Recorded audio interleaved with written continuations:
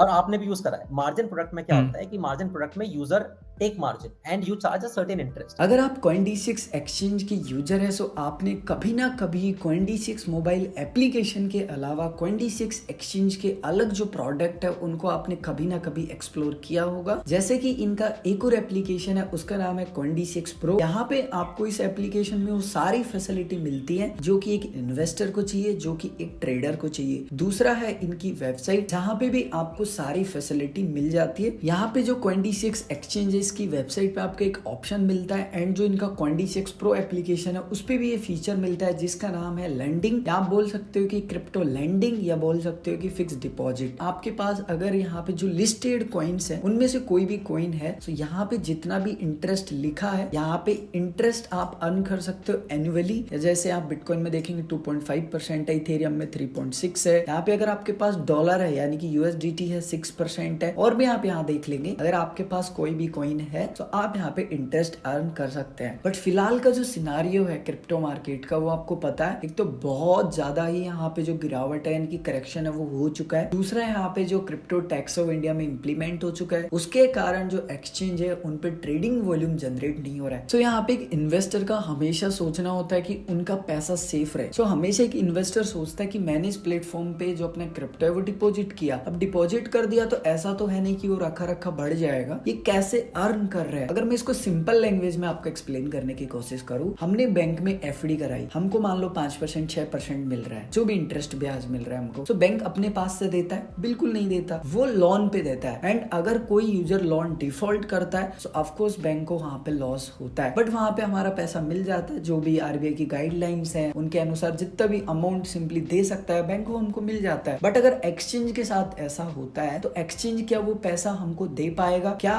Exchange के पास उतना backup है? अब यहाँ पे सबसे बड़ी जो बात आती है वो ये आती है कि जो Coin-D6 एक्सचेंज है, लैंडिंग पे जो इंटरेस्ट हमको दे रहा है, इनकी प्रोवाइड करवा रहा है, ये कैसे जनरेट कर रहा है? सो यहाँ पे इसका आंसर Coin-D6 के CEO सुमित गुप्ता जी ने दिया है कि वो कैसे अर्न करते हैं Coin-D6 लैंडिंग पे जो हमको इंटरेस्ट मिलता है, वो इंटरेस्ट हमको कैसे पे करते हैं, एंड हम जो यहाँ पे फिक्स डिपॉजिट करते हैं उसका वो क्या यूज करते हैं। उम्मीद करूंगा कि आप सभी को वीडियो अच्छा लगेगा। अगर आप सभी को वीडियो अच्छा लगे तो प्लीज इस वीडियो को लाइक कीजिएगा। अगर आपका कोई भी दोस्त है जिसने Coin-D6 में अकाउंट बनाया है एंड अगर उन्होंने लैंडिंग कर रखा है अपना क्रिप्टो, तो आप उनके साथ भी ये वीडियो शेयर करें। अगर आपने टेलीग्राम ज्वाइन नहीं किया तो वो भी कर लीजिए, वीडियो के डिस्क्रिप्शन में आपको लिंक मिल जाएगा। डिफरेंस क्या है? डिफरेंस ये है कि हमारे पे मार्जिन प्रोडक्ट है और आपने भी यूज करा है। मार्जिन प्रोडक्ट में क्या होता है कि मार्जिन प्रोडक्ट में user take margin and you charge a certain interest. ये यील्ड वहां से आता है। Safety is this that the crypto VDA is not moving outside the platform. You have full control.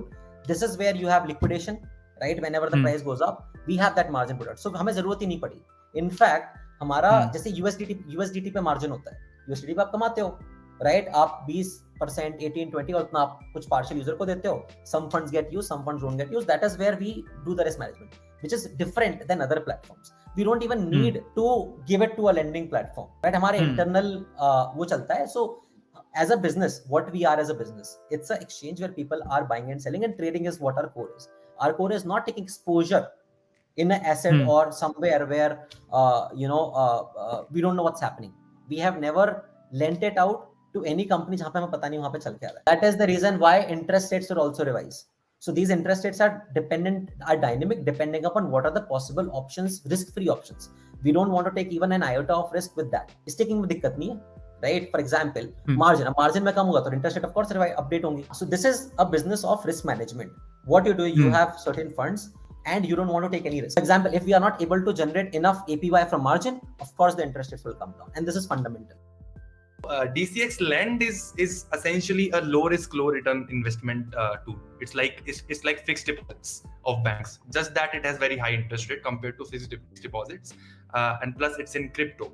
So DCX Lend is what we have designed in the back end of DCX Lend is invest in low risk category assets, right, and provide regular interest and very predictable interest rate to our users. So essentially, you can you see that you can lend bitcoins for 6% per annum. You can 8% per annum. You can lend Tether for 10% per annum. So we don't promise 50% interest rate, right? We per annum, right? We promise very risk-free interest rates, right? And how we generate this? So we have another product which is margin trading. right? So we essentially provide safe margin to our users on more than 300 markets, right? And we essentially collect interest from the margin platform and pass that on to DCX Lend.